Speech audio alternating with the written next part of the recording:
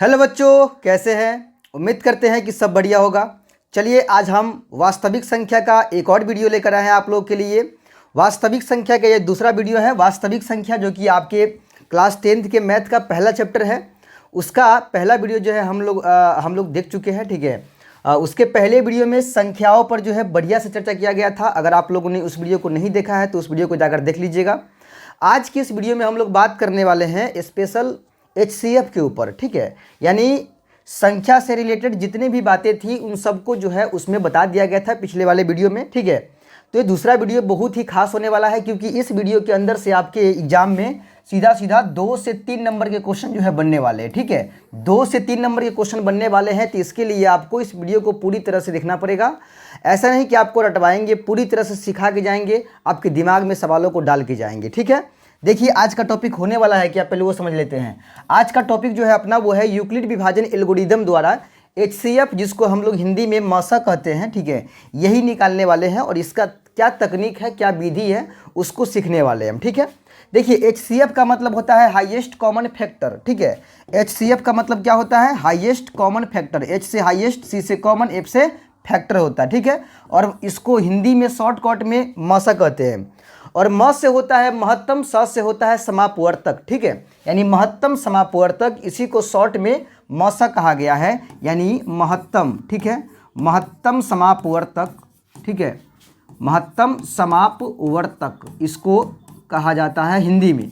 और यहाँ से निकाल लिया गया म और यहाँ से निकाल लिया गया स, बन गया ये मसा। ठीक है, तो यूक्लिड के तकनीक से कैसे निकाला जाता है HCF, वही हम लोग जो है सीखेंगे। यूक्लिड का जो विभाजन एल्गोरिदम है या विभाजन प्रमेय कह सकते हैं इसको, इस मेथड से कैसे हम लोग HCF निकालेंगे, ठीक है, उसको समझेंगे। तो चलिए एक सवाल लेते हैं।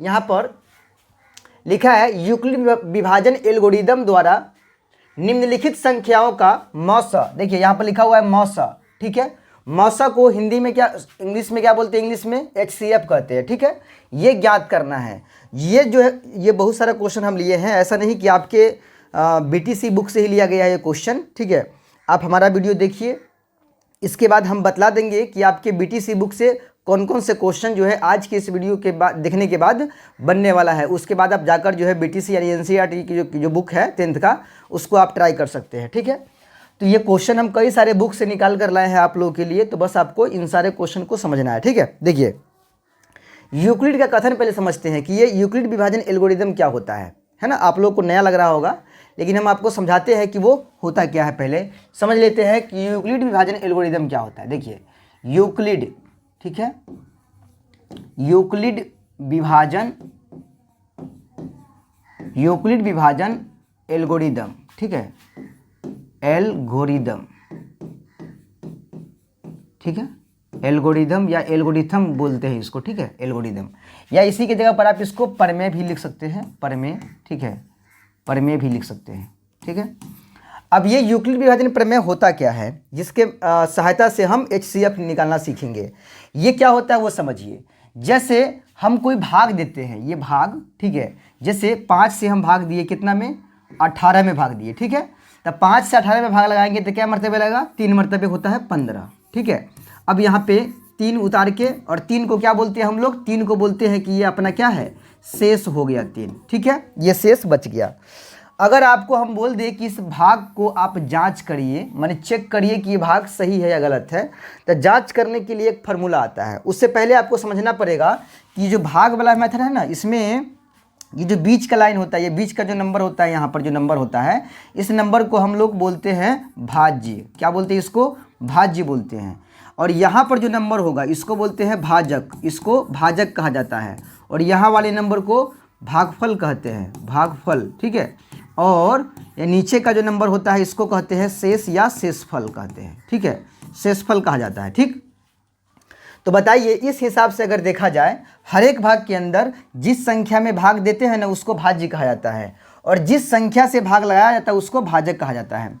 जितनी बार में भाग लगाया जाता है उसको भागफल कहा जाता है, और जो अंत में बच जाता है भाग देने के बाद उसको शेषफल कहा जाता है। ठीक है, समझिएगा ज़रा, इस भाग के अंदर अगर आपसे हम पूछे कि इसमें भाज्य का मान कितना है, भाज्य बताइए, तो आप कहिएगा कि सर जी भाज्य अपना 18 हो गया। ठीक है, चलिए वेरी गुड।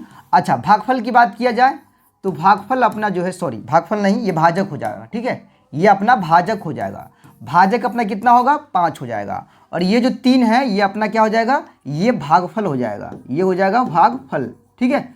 और इसी प्रकार जो नीचे बच गया 3, ये क्या बच गया, शेष, तो ये बच गया शेषफल। इसके बारे में तो आप लोग पहले से भी जानते होंगे। तो ये भाज्य होता है, ये भागफल, सॉरी भाजक, और ये वाला भागफल, और नीचे का तो पता ही है शेषफल होता है, ठीक है।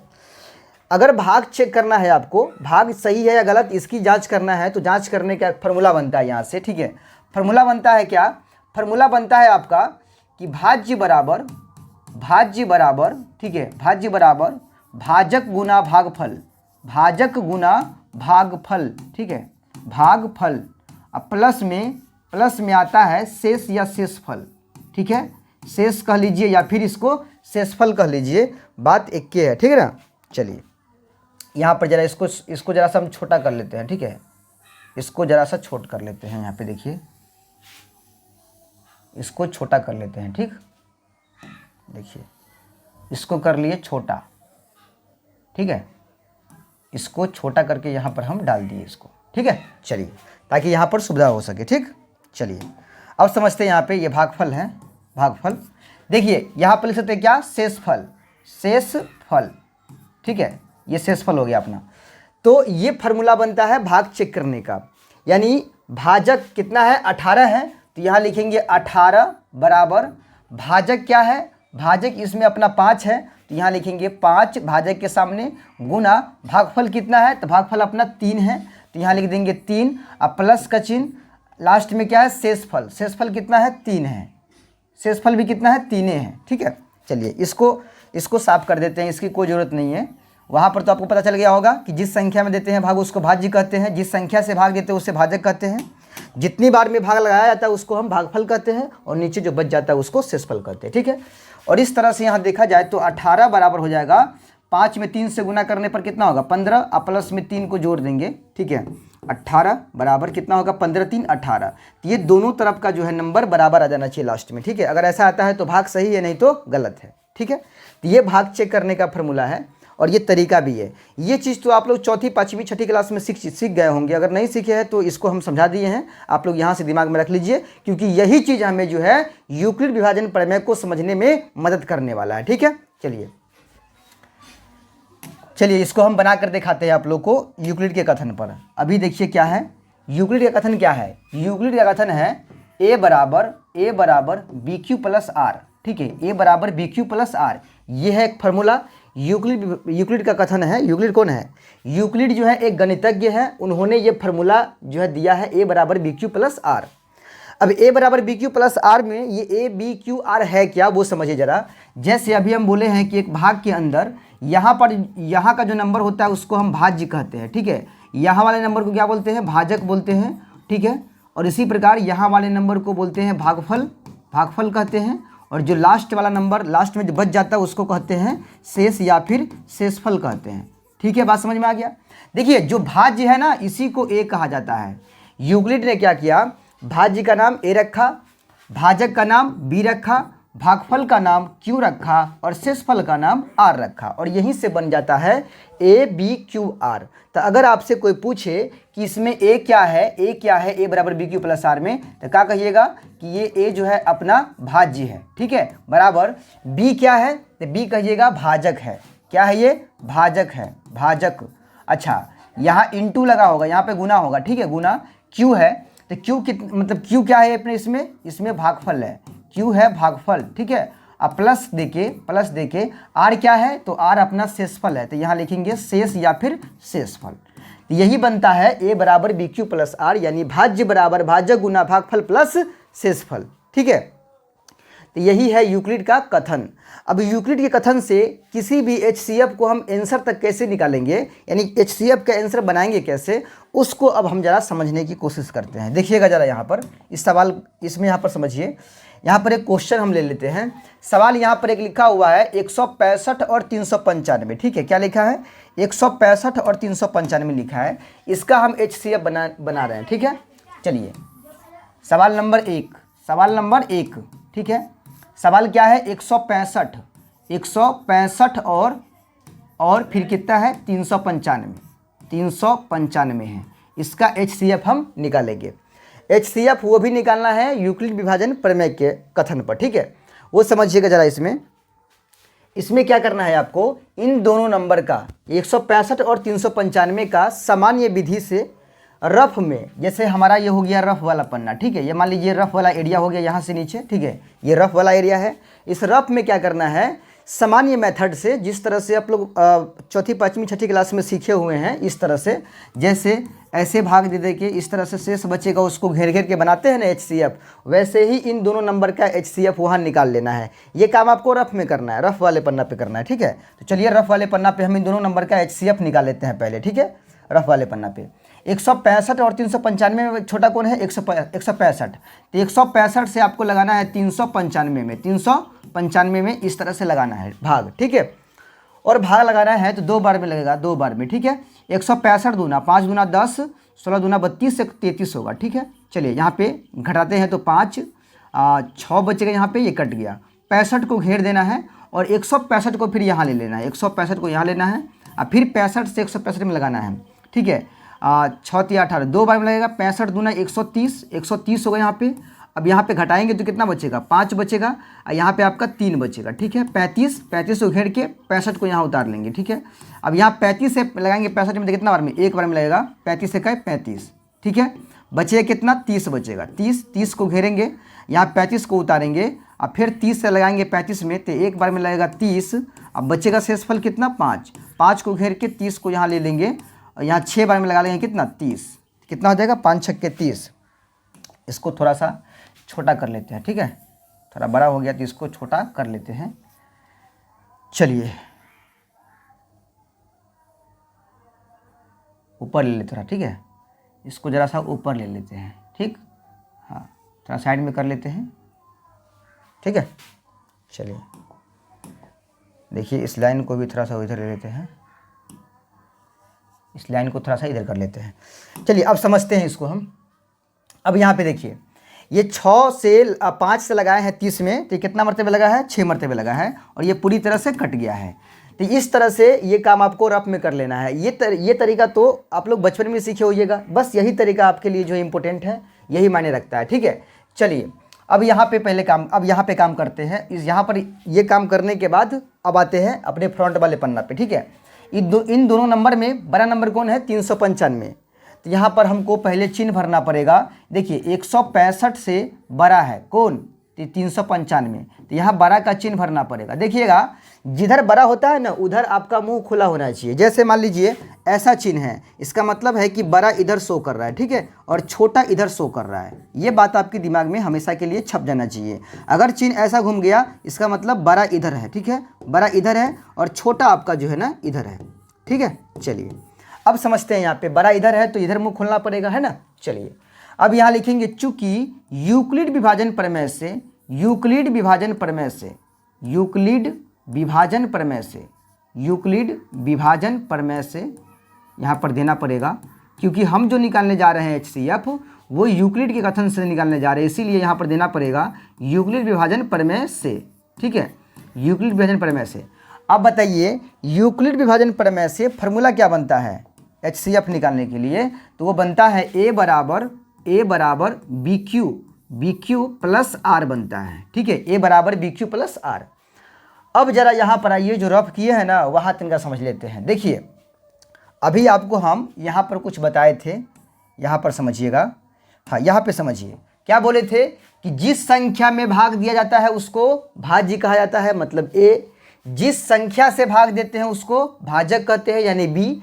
और यहाँ जो रहता है ये भागफल होता है, जिसको हम Q बोलते हैं, और नीचे वाले को शेषफल यानी R बोला जाता है, ठीक है। तो चलिए आगे समझते हैं। यहाँ पे तो आप बताइए, यहाँ पे देखिए, ठीक है, इस वाले में देखिएगा यहाँ पर कितना भाग बन रहा है, पहले भाग गिनती कीजिए। देखिए एक भाग यहाँ बन रहा है, ठीक है, एक भाग यहाँ पर बन रहा है, एक भाग यहाँ बन रहा है, एक भाग यहाँ पर बन रहा है और लास्ट में एक भाग यहाँ बन रहा है, ठीक है। कुल मिलाकर 1 2 3 4 5 भाग यहाँ पर बन रहा है, ठीक है। अब यहाँ पांचों भाग को देखिएगा, तब पांचों भाग में आपको भाज्य मिलेगा, भाजक मिलेगा, भागफल मिलेगा और शेषफल मिलेगा, ठीक है। देखिए इस तरह से देखिए, यहाँ होता है भाज्य जिसको ए कहते हैं, यहाँ होता है भाजक जिसको बी कहते हैं, यहाँ वाले को क्यू बोलते हैं और नीचे वाले को आर यानी शेषफल कहा जाता है। ठीक है, तो यहाँ पर जो ये पहला वाला भाग आपको दिख रहा है जिसमें 165 में लगा रहे हैं, 165 से लगा रहे हैं 395 में, 2 बार में लगकर 65 शेष बच गया। ठीक है, तो ये जो 395 है ना, ये आपका ए कहलाएगा, ये आपका ए कहलाएगा, और ये जो है ये बी कहलाएगा, बी। ठीक है, और ये जो है ना 2, ये आपका क्यू कहलाएगा, और नीचे का जो 65 है ये 65 ये आर कहलाएगा। बात समझ में आ गया पहला वाला भाग में। फिर दूसरा वाले भाग में 65 से 165 में लगा रहे हैं। ठीक है, ये 2 बार में लगा है 130 और 35 शेष बच गया। ठीक है, इस वाले भाग में, इस वाले भाग की बात किया जाए तो 65 अपना क्या कहलाएगा, ए कहलाएगा। 65 ए, जिस नंबर में भाग दिया जाता है उसको ए बोलते हैं। ठीक है ना, तो 165 ए कहलाएगा, और ये जो 65 है ना आपका 65, ये फिर 65 क्या कहलाएगा, ये आपका बी कहलाएगा, ये आपका बी कहलाएगा। अब सोचते होइएगा आप कि गुरुजी ये 65 जो है इस वाले भाग में शेष है, यानी आर कहला रहा है, मतलब आर बन रहा है, जबकि इस वाले भाग में ये 65 का रोल बी का है। तो ऐसा ही होता है, ये 65 का रोल दोनों में है। इस वाले भाग के लिए ये शेषफल है, लेकिन इस वाले भाग के लिए ये भाजक है, इसीलिए ऐसा हो रहा है। इस वाले भाग के लिए शेषफल है यानी आर, इस वाले भाग के लिए भाजक है यानी बी। ठीक है, चलिए, और ये 2 आपका क्या कहलाएगा, 2 आपका जो है क्यू कहलाएगा, क्यू। ठीक है, चलिए, तो यहाँ तक का काम हम कर लिए, और ये जो है ना 35, ये आपका आर कहलाएगा, इस वाले भाग के लिए आर है। चलिए, यहाँ पर आपको हम बारी बारी से करके दिखाते हैं। चलिए, यहाँ पे देखिए, पहला वाला भाग में आ जाइए। पहला वाला भाग में बताइए ए का मान कितना है, तो ए का मान है 395। तो यहाँ लिख देना है आपको, यहाँ पे लिखना है ए के सामने 395। ठीक है, बराबर के सामने बराबर देना है। उसके बाद क्या है, बी है, तो बी का मान खोजिए पहला वाला भाग में। बी का मान 165 है, तो यहाँ लिखेंगे 165। ठीक है, इंटू क्यू है, क्यू का मान कितना है पहला वाला भाग में, तो वो 2 है, अब प्लस आर, आर का मान कितना है पहला वाला भाग में, तो वो 65 है, तो यहाँ लिखेंगे 65। बात समझ में आ गया। अब आते हैं दूसरा वाले भाग में। दूसरा वाला भाग में ए का मान कितना है, तो वो है 165। कितना है, तो 165, तो यहाँ लिखेंगे ए के सामने 165। ठीक है, बराबर के सामने बराबर आ जाएगा। बी का मान कितना है दूसरा वाले भाग में, तो बी का मान 65 है, तो यहाँ लिखेंगे 65। ठीक है, गुना क्यू का मान कितना है, तो वो 2 है, 2, अब प्लस आर का मान कितना है, तो वो है आपका 35 है। ठीक है, चलिए, अब तीसरा वाले भाग में आते हैं। तीसरा वाला भाग में, इस वाले भाग में देखिएगा, तो ए का मान ये हो जाएगा, बी का मान आपका ये हो जाएगा। ठीक है, क्यू का मान ये 1 होगा, और आर का मान जो है वो 30 हो जाएगा, आर का मान। ठीक है, ए का मान कितना, 65, ए का मान आपका हो जाएगा 65, बराबर के सामने बराबर। बी का मान होगा आपका 35 होगा। ठीक है, इंटू क्यू का जो मान होगा वो आपका 1 हो जाएगा, प्लस आर का मान जो होगा वो अपना 30 हो जाएगा। ठीक है, यहाँ तक। चलिए, अब इस वाले भाग में देखिएगा, यहाँ पे जिसमें 30 से 35 में लगा रहे हैं भाग हम। ठीक है, तो ए होगा अपना कौन, 35। ठीक है, और बी का मान कौन हो जाएगा, ये आपका 30 हो जाएगा बी का मान। क्यू का मान आपका 1 हो जाएगा, और आर का मान 5 हो जाएगा, 5 आपका आर हो जाएगा। ठीक है, चलिए, ए का मान कितना हो गया, ए का मान आपका हो जाएगा 35 होगा। ठीक है, बी का मान कितना होगा, तो ये आपका 30 हो जाएगा, इंटू आर का मान 1 हो जाएगा। देख लीजिए, आर का मान 1, और सॉरी क्यू का मान 1 होगा, आर का मान आपका 5 हो जाएगा। ठीक है, प्लस आर का मान 5। अब लास्ट वाला भाग में 5 से 30 में लगा रहे, 6 बार में लगा है, तो ए का मान ये आपका 30 हो जाएगा। ठीक है, ए का मान कितना होगा, 30 होगा, और बी का मान कितना हो जाएगा, 5। ठीक है, इंटू क्यू का मान आपका 6 हो जाएगा, 6, अब प्लस आर का मान कितना हो जाएगा, 0 हो जाएगा, आर का मान 0 हो जाएगा। ठीक है, तो इस तरह से हम सेटिंग कर दिए। अच्छा, आप लोग इस तरह से अगर बनाते हैं HCF, ये बच्चा में जो है बचपन में 5वीं 6ठी क्लास में जो है सीखने को मिलता है बच्चे लोग को। ठीक है, तो इसमें HCF कितना लिखते थे बताइए, ये पूरा पूरा कट गया, तो यहाँ तक लाने के बाद छोड़ते थे हम लोग। तो HCF लिखने की जहाँ तक बात आती थी, तो हम देखते थे कहाँ, सबसे लास्ट वाले भाग में, जहाँ पर ये पूरा पूरा कट रहा है, सबसे लास्ट वाले भाग में जिस नंबर से हम भाग दिए हैं ना, जिस नंबर से भाग दिए हैं वही नंबर हमारा HCF का आंसर कहलाता है। यानी ये 5 जो है इसका HCF हो जाएगा। ठीक है, 5।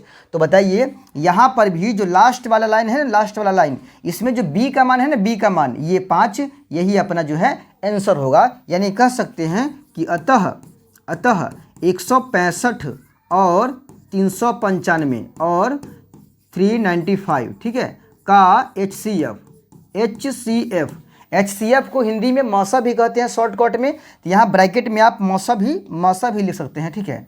ब्रैकेट में मौसा भी दे दीजिएगा तो कोई दिक्कत नहीं है, ब्रैकेट में दे दीजिए मौसा दे दीजिए मौसा कितना होगा, तो मौसा बराबर होगा कितना 5, कितना हो जाएगा 5 हो जाएगा 5। यही आपका जो है HCF का आंसर हो गया। तो ये प्रोसेस तरीका है HCF निकालने का यूक्लिड विभाजन एल्गोरिदम द्वारा, ठीक है। एक सवाल और आपको करके दिखाते हैं जिसमें 867 और 255 का लेते हैं, ठीक है। 867 और 255 का लेते हैं, ठीक है। 867 और 255 का 867 और 255 का लेते हैं, ठीक है। ध्यान से समझिएगा, क्लियर हो जाएगा आपका। 255 का ये 2 नंबर में हर साल आता है क्वेश्चन, ठीक है, 2 नंबर में, इसीलिए इंपॉर्टेंट है। दोनों में से बड़ा कौन है, ये नंबर बड़ा है तो 867 बड़ा है किससे, 255 से, ठीक है। 867 जो है वो बड़ा है किससे, 255 से। तो वहाँ पर हम क्या कर दिए, सिंबल लगा दिए बड़ा छोटा का, ठीक है। उसके बाद यहाँ लिखना क्या है आपको, चूंकि यूक्लिड विभाजन प्रमेय से, यूक्लिड विभाजन प्रमेय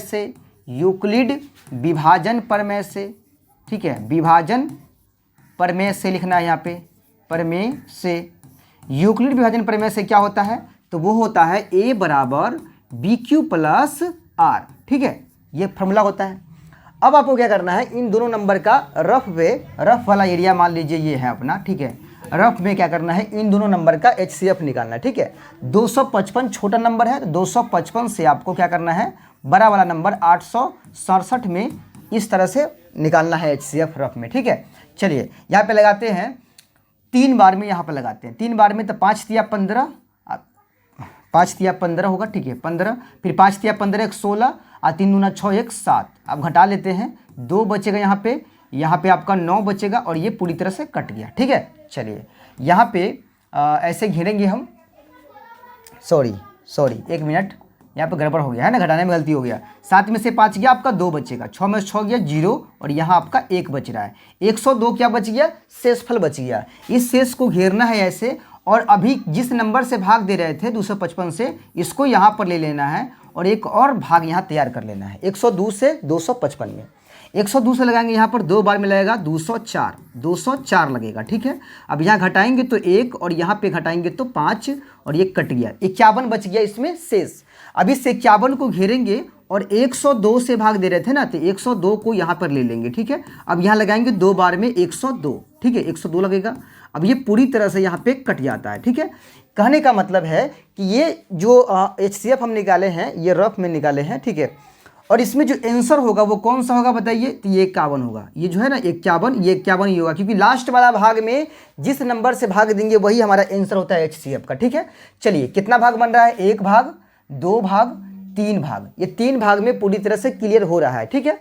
तो पहला वाला भाग में A का मान ये हो जाएगा, B का मान ये होगा, Q का मान ये होगा और R का मान जो है ये हो जाएगा, ठीक है। दूसरा वाला भाग में A का मान ये हो जाएगा, B का मान कहिए तो ये हो जाएगा B का मान दूसरा वाला भाग में, और ये आपका हो जाएगा Q का मान, और नीचे वाला जो 51 है ये अपना R का मान होगा, ठीक है। तीसरा वाला भाग में A का मान ये होगा, B का मान ये हो जाएगा, Q का मान आपका ये हो जाएगा Q का मान, और R का मान जो है कुछ नहीं है तो 0। R का मान कितना हो जाएगा, 0 हो जाएगा। बात समझ में आ गया। चलिए रखते हैं पहला वाला भाग में, ये पहला वाला भाग में A का मान कितना है तो 867, तो यहाँ लिखेंगे 867 बराबर के सामने बराबर। B का मान कितना है पहला वाला में 255, तो यहाँ लिखेंगे 255 इंटू Q का मान 3 है तो यहाँ लिखेंगे 3 प्लस R है तो R का मान 102 लिखेंगे। यहाँ पे कितना लिखना है, 102 लिखना है।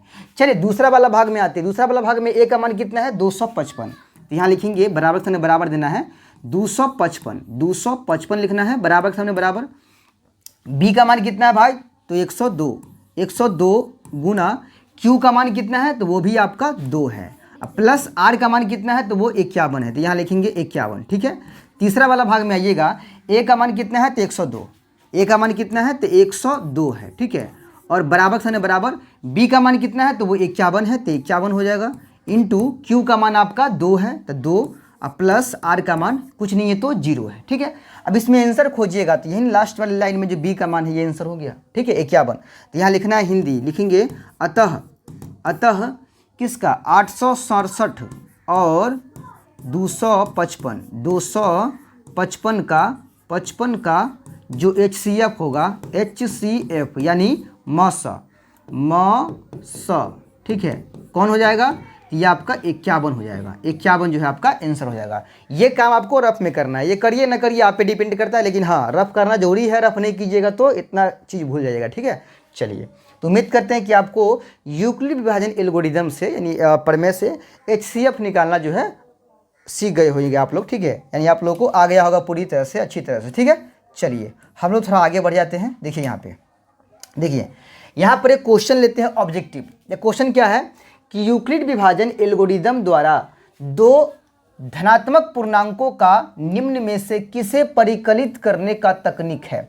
माने यूक्लिड विभाजन एल्गोरिदम जो है ये किस चीज़ को सॉल्व करने में हमें सहायता प्रदान करता है। देखिए, लसा निकालने में सहायता देता है, या फिर मौसा निकालने में सहायता देता है, या फिर भागफल निकालने में, या फिर शेषफल निकालने में। ठीक है, अभी बताइए, अभी क्या हम बताए हैं आपको, यूक्लिड विभाजन एल्गोरिदम द्वारा HCF सिखाया है ना, यानी मौसा सिखाया है ना आपको। तो यूक्लिड विभाजन एल्गोरिदम बना किस लिए है, तो मौसा निकालने के लिए बना है, यानी HCF निकालने के लिए बना है। तो ऑप्शन नंबर बी जो है आपका राइट आंसर हो जाएगा। ठीक है, तो ये कुछ कुछ ऑब्जेक्टिव है जो कि इसके साथ में लेके चले जाएंगे ताकि आप लोग को भी आसानी हो जाएगा। ठीक है, चलिए देखिए यहाँ पर कुछ सवाल है और यहाँ पर सवाल सब है, देख लीजिए यहाँ पर सवाल और हैं, इसको आप लोग ट्राई कर सकते हैं। यहाँ पर हम छोड़ दिए हैं सवाल नंबर 3, 4, 5, 6। ठीक है, ये सब को छोड़ दिए हैं, आप लोग खुद ट्राई कीजिएगा, जब तक आप नहीं बनाइएगा तब तक जो है होने वाला नहीं है। तो इस तरह से कॉन्सेप्ट आपको हम सिखा दिए हैं, इसके बाद भी अगर नहीं समझ में आया तो आप कमेंट करिएगा। ठीक है, बाकी हम जो है ये हम आपको सिखा दिए हैं, तो ये सवाल होमवर्क में रख दिए हैं। ठीक है, इसको आप लोग जो है घर पे बैठ के आराम से ट्राई करते रहिएगा। ठीक है, चलिए, और हाँ इससे जुड़े हुए कुछ और सवाल हम लेते हैं एक नंबरी में। चलिए, एक नंबरी नहीं, पहले लेते हैं 2 नंबरी सवाल, जो कि HCF पर आधारित ही होगा। 2 नंबरी सवाल देखिएगा ज़रा यहाँ पर, ये आपका जो है उदाहरण 4 है, ये BTC का जो है उदाहरण 4 है। BTC बुक है ना, उसमें प्रश्नावली जो 1.1 है, 1.1 है ना प्रश्नावली, उसमें आपको दिखेगा उदाहरण 4। ठीक है, उदाहरण 4 यहाँ पर हम आपको समझाते हैं क्या है सवाल। सवाल है कि एक मिठाई विक्रेता, देखिएगा सवाल अपना है, एक मिठाई विक्रेता के पास 420 काजू की बर्फियाँ और 130 बादाम की बर्फियाँ हैं। ठीक है, वह इनकी ऐसी ढेरियाँ बनाना चाहती है कि प्रत्येक ढेरी में बर्फियों की संख्या समान हो सके। ठीक है, समान रहे तथा ये ढेरियाँ बर्फी की परात में न्यूनतम स्थान घेरे। तो इस काम के लिए प्रत्येक ढेरी में कितनी बर्फियाँ रखी जा सकती है। ठीक है, आप लोग भी मिठाई के दुकान पर जाते होइएगा तो देखते होइएगा, ये राउंड सा जो है, राउंड में एक ट्रे होता है, ट्रे। ठीक है, माने थाल होता है, थाल, और थाल में मिठाई को एकदम डिजाइन कर करके जो है सजा के रखा जाता है। ठीक है, ये किस लिए रखा जाता है, ताकि देखने में भी सुंदर लगे और ये जो मिठाई है वो थाल में कम जगह घेर सके। ठीक है, और ज़्यादा से ज़्यादा मिठाई उसमें आ सके, इसलिए ऐसा किया जाता है। यहाँ पर भी सेम कंडीशन है। यहाँ पर देखिए 420 जो है आपके काजू की बर्फियाँ हैं और 130 जो है वो बादाम की बर्फियाँ हैं। ठीक है, देखिए क्वेश्चन जो है आपका वो 4 है। ठीक है, ये उदाहरण है BTC के 1.1 जो बुक है ना, 1.1 प्रश्नावली है, इसमें जो है आपको उदाहरण 4 मिल जाएगा। ठीक है, तो ये 420 जो है ये आपके किसकी बर्फियाँ हैं, काजू की बर्फियाँ, और 130 जो है ना, 130 जो है वो आपके बादाम की बर्फियाँ हैं। ठीक है, तो कह रहा है कि इन दोनों तरह के बर्फियों को थाल में सजाना है, थाल में। ठीक है, तो थाल में सजाने के लिए कितने मतलब अलग अलग थाल में सजाना है, तो कितने कितने बर्फियों को रखा जाएगा एक ढेरी में, ताकि दोनों बर्फियाँ जो है समान रूप से आ सके। ठीक है, दोनों तरह की बर्फियाँ समान रूप से आ सके। तो इसके लिए करना क्या है आपको, ये 420 और 130 इन दोनों नंबर का हम HCF निकालेंगे। ठीक है, HCF, और HCF निकालने का जो प्रोसेस आपको हम अभी समझाए हैं यूक्लिड विभाजन एल्गोरिदम,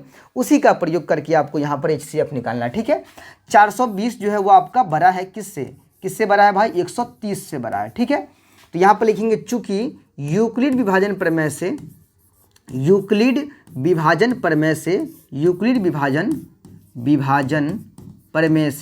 है, विभाजन प्रमेय से, ठीक है, यूक्लिड विभाजन प्रमेय से क्या होता है फॉर्मूला, A बराबर BQ प्लस आर। ठीक है, अब इसमें इन दोनों नंबर का हम क्या करेंगे, रफ पन्ना पे जाके HCF निकालेंगे, ठीक है, भाग विधि से, या उसको सामान्य विधि भी कहिए, वैसे हम इसका HCF निकाल लेंगे, ठीक है। HCF निकालेंगे 420 है और यहाँ 130 है, तो 130 से लगाना पड़ेगा, एक बार 13 दूनी 26, 13 तिया 39, 3 बार में 390 हो जाएगा, ठीक है। अब यहाँ पे घटाएंगे 9 3 12 और ये आपका कट गया, 30 बचेगा, 30 से 130 में लगाएंगे, ठीक है। अब 30 चौका 120 हो जाएगा, यहाँ 10 बचेगा, ठीक है, 10 घेरेंगे, 30 को यहाँ ले लेंगे, 10 तिया 30 हो जाएगा यहाँ पर, ठीक है, पूरी तरह से ये कट गया। तो कुल मिलाकर यहाँ पर भी 3 भाग बन रहा है, ठीक है। पहला वाला भाग में A का मान 420 हो जाएगा, A का मान ये हो गया, B का मान ये, Q का मान ये हो गया और R का मान जो है आपका 30 हो गया। चलिए पहला वाला भाग में A का मान कितना है, तो A का मान है 420, B का मान कितना है, तो वो आपका 130 है, 130 गुने Q का मान कितना है, तो वो 3 है, अब प्लस R का मान कितना है, तो वो आपका 30 हो जाएगा, ठीक है। चलिए दूसरा वाला भाग में आइए, A का मान ये हो जाएगा, ठीक है, कितना 130, दूसरा वाले भाग में A का मान कितना होगा, 130 हो जाएगा, बराबर के सामने बराबर। B का मान कितना होगा, तो B का काम ये करेगा 30, ठीक है, तो B का मान आपका 30 हो जाएगा, इंटू Q है, तो Q का मान कितना होगा, 4 होगा। चलिए यहाँ पर 4 लिखेंगे, प्लस R का मान कितना होगा, तो वो आपका 10 हो जाएगा, तो यहाँ पर लिखेंगे 10। लास्ट वाले में A का मान ये होगा, B का मान ये हो जाएगा, A का मान 30 होगा, तो यहाँ लिखेंगे A की जगह पर 30, ठीक है, और यहाँ पर B की जगह पर कितना लिखेंगे, B की जगह पर लिखेंगे 10 गुने Q का मान 3 और प्लस R का मान 0 हो जाएगा, ठीक है। तो यहाँ पर क्या सवाल पूछा है कि इस काम के लिए प्रत्येक, देखिए प्रत्येक ढेरी में बर्फियाँ कितनी रखी, माने कितनी बर्फियाँ रखी जा सकती है, तो यहाँ लिखेंगे अतः, यहाँ लिखना है अतः प्रत्येक ढेरी में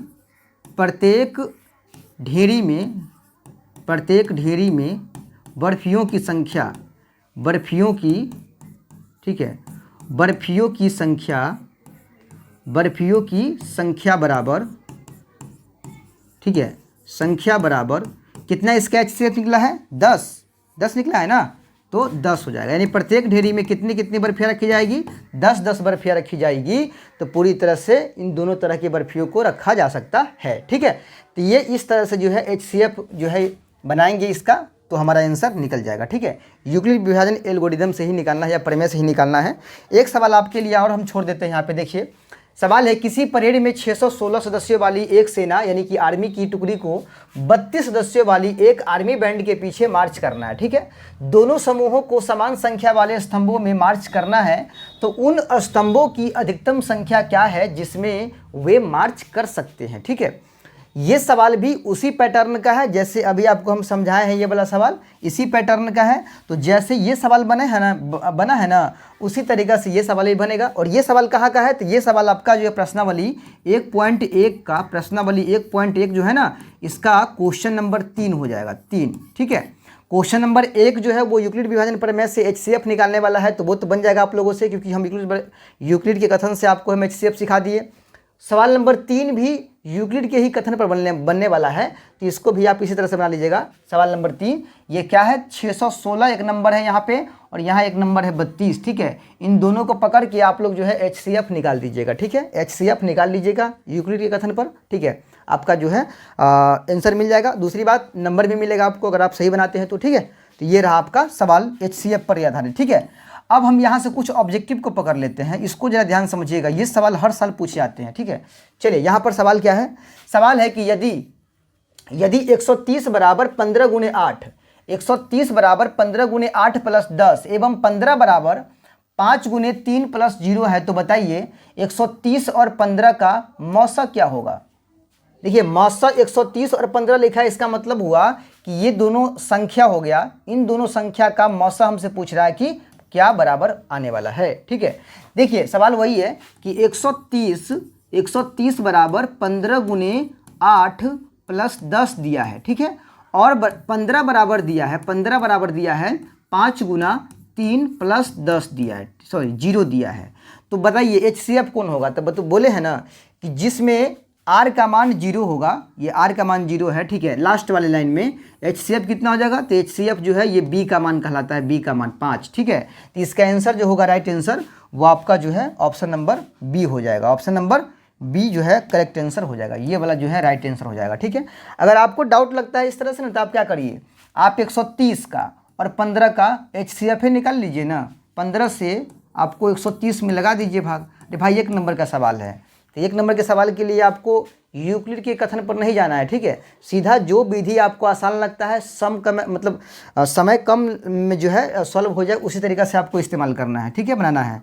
15 8 120 लगा दीजिएगा यहाँ पे 120, यहाँ पे 10 बचेगा, 10 से लगाइएगा किस में 15 में, 10 इकाई 10 होगा और फिर 5 बचेगा शेष, 5 घेर के 10 में लगा दीजिए, 5 दूना 10, यानी सिंपल कहिएगा तो इसका आंसर 5 हो जाएगा। तो हो गया ऑप्शन नंबर 20 सही, ठीक है ना।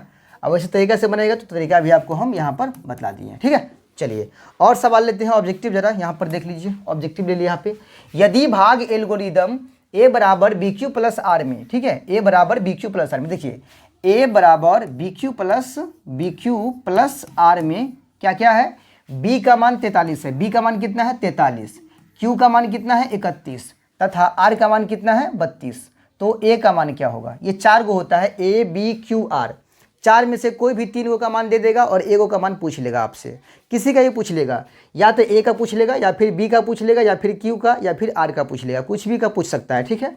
तो इसमें क्या पूछा भाई, ए का मान पूछा, ठीक है। चलिए कोई बात नहीं है, 3 गो मान दिया है ना, चलिए रखिए 3 गो मान में से क्या क्या दिया है, वो बी का मान दिया है कितना 43, तो यहाँ रखिए बी की जगह पर 43, ए ना दिया है तो एक जगह पर आपको ए रख देना है, ठीक है, बराबर बी का मान कितना दिया है, तो वो दिया है 43, तो यहाँ लिखेंगे 43, ठीक है, गुना होगा बीच में तो गुना, क्यू का मान दिया हुआ है तो वो 31 दिया हुआ है, तो यहाँ लिखेंगे 31 प्लस आर का मान कितना है, तो वो आपका 32 है, ठीक है, लिख दिया 32। तो ए बराबर आपका हो जाएगा 43 में 31 से गुना करेंगे। पहले देखिए यहाँ पर गुना भी है और जोड़ भी है, जोड़ भी है और गुना भी है, ठीक है, देखिए यहाँ पे गुना भी है और जोड़ भी है, यहाँ पर जोड़ है, यहाँ पर गुना है, तो पहले क्या करना है, गुना करना है, ठीक है। 43 से 31 में गुना करना है, 3 इकाई 3, 4 इकाई 4, 3 तिया 9, 4 तिया 12, तो 3 9 4 13, 12 1 13, ठीक है। 1333 कितना होगा, 1333 होगा, ठीक है। और इसमें किसको जोड़ना है, 32 को जोड़ लेना है, ठीक है। तो ए बराबर आपका हो जाएगा 3 2 5, 3 3 6, 3 1, 1365, क्या आएगा 1365। तो ऑप्शन नंबर ए जो है वो आपका राइट आंसर हो जाएगा, ठीक है। तो इस तरह से ऑब्जेक्टिव हम सॉल्व करने वाले हैं। अगला सवाल समझिए, एक सवाल और है, यदि भाग एल्गोरिदम ए बराबर बी क्यू प्लस आर में बी का मान 61 है, क्यू का मान 27 है, आर का मान 32 है, तो ए का मान क्या होगा। उसी पैटर्न से बनाएंगे। ए बराबर बी क्यू प्लस आर में, ए बराबर बी क्यू प्लस आर में ए का मान नहीं दिया है, निकालना है, तो ए की जगह पर ए रहेगा, बी की जगह पर कितना दिया है, तो बी की जगह पर दिया है 61, तो 61, ठीक है, बी की जगह पर कितना दिया है 61 दिया है, तो 61 गुना क्यू की जगह पर दिया है कितना 27 और प्लस आर की जगह पर कितना दिया है 32 दिया है। तो ए बराबर पहले गुना करिए 27 में आपको 61 से गुना करना है, ठीक है। तो 7 2 6 से 42, 6 दूना 12 4 16, 7 4 16, 1647 कितना हुआ 1647 हुआ, अब प्लस में 32, ठीक है, जोड़ लेते हैं, तो ए बराबर होगा 7 2 9 4 3 7 16, 1679 हो गया आपका। ऑप्शन नंबर ए जो है वो करेक्ट आंसर होगा, ठीक है। एक सवाल और यहाँ देख लीजिए, यदि भाग एल्गोरिदम ए बराबर बी क्यू प्लस आर में ए का मान 72, क्यू का मान 8 है, आर का मान 0 है, तो बी का मान क्या हो जाएगा, बी का मान यहाँ पूछ लिया, ठीक है। चलिए कोई बात ना है, ए बराबर बी क्यू प्लस आर में, ए बराबर बी क्यू प्लस आर में ए का मान कितना दिया है भाई 72 दिया है, तो ए का जगह पर लिखेंगे 72, ठीक है, बराबर बी का मान कितना है, तो वो नहीं दिया है, बी निकालना ही है, तो बी की जगह पर बी रहेगा गुना क्यू का जगह पर कितना हो जाएगा 8, तो 8 प्लस आर की जगह पर कितना होगा 0 हो जाएगा। चलिए 72 बराबर बी में 8 से गुना करेंगे तो कितना होगा 8b, और 0 का तो प्लस माइनस में वैल्यू है ये नहीं है, तो हटाइए उसको। अब 8b, यहाँ b का मान निकालना है ना, तो b को छोड़ दीजिए उधर, 8 को इधर ले आइए, इधर 72 पहले से है ना, 8 इधर आएगा तो बट्टा में आएगा, क्यों, क्योंकि b के साथ 8 अपना गुना में है, ठीक है। इधर बचेगा क्या आपका b, 8 नमा 72, यानी b का मान कितना हो जाएगा आपका 9 हो जाएगा, b का मान कितना होगा 9। तो ऑप्शन नंबर जो है ए राइट आंसर हो जाएगा, ठीक है। तो ये रहा आज का क्लास, ठीक है। इस पर जो है आज के क्लास जितना मतलब आज की क्लास में जितना भी सवाल आपको पढ़ाए हैं, इससे आपके एग्जाम में जो है कम से कम 2 से 3 नंबर आने वाले हैं, ठीक है। प्रश्नावली देखिए, प्रश्नावली बीटीसी के अंदर प्रश्नावली 1.1, अच्छा 1 मिनट यहाँ देख लीजिए, आज के क्लास से जो है क्या क्या ख़त्म हुआ बीटीसी के अंदर। तो आज के क्लास से प्रश्नावली 1.1 का जो सवाल नंबर 1 था, 1 ये ख़त्म हो गया। सवाल नंबर 3 था, ठीक है, सवाल नंबर 3 ये भी ख़त्म हो गया। और साथ में उदाहरण 4 भी ख़त्म हो गया, उदाहरण 4 भी ख़त्म हो गया। इतना सवाल जो है आज की इस वीडियो से हम ख़त्म कर दिए। बीटीसी बुक के अंदर की बात किया जाए तो वैसे तो हम कई सारे बुक से क्वेश्चन उठा के लाए थे, ठीक है, और कुल मिलाकर ऑब्जेक्टिव भी आपके एग्जाम में 1 नंबर में कम से कम आ जाएगा यहाँ से, ठीक है। तो इससे आगे का जो क्वेश्चन बचा हुआ है, देखिए एक एक सवाल को हम पढ़ा देंगे, आपको पता नहीं चलेगा बीटीसी बुक कैसे खत्म हो गया, ठीक है। बस आप लोग हर एक वीडियो को देखते रहिए, एक भी वीडियो को छोड़िएगा नहीं, लाइन से देखिए, पूरा देखिए, ठीक है, तब जाकर आपको पूरा कॉन्सेप्ट क्लियर हो पाएगा। आपको लगेगा कि हम भाई इस वीडियो से बहुत कुछ जो है सीख रहे हैं, ठीक है। तो चलिए, हमारे वीडियो से कुछ हेल्प मिला हो तो वीडियो को लाइक कर दीजिएगा, दोस्तों में शेयर कर दीजिएगा, और चैनल पर नए हैं तो इसको सब्सक्राइब भी कर लीजिएगा। मिलते हैं जल्द अगले वीडियो में, तब तक के लिए जय हिंद।